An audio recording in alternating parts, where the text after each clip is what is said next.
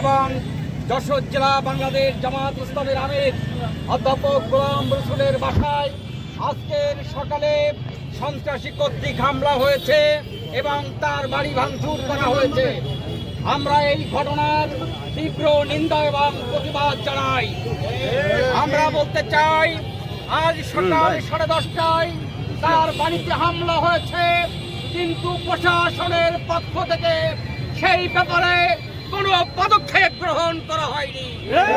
আমরা বলতে চাই, প্রশাসন আজকে সর্বশেষ বিকালবেলায় যে আমাদেরকে আশ্বস্ত করেছে এই ঘটনার সুষ্ঠু তদন্ত এবং বিচার করবে, কিন্তু আমরা বলতে চাই সকাল থেকে কেন এই বিকাল পর্যন্ত অবরোধ করে রাখা হলো,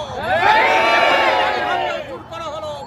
আমরা এর তীব্র নিন্দা জানাই এবং যে ক্ষতি হয়েছে এই ক্ষতি প্রাণের দাবি আমরা করতে চাই। এখন আমরা বিক্ষোভ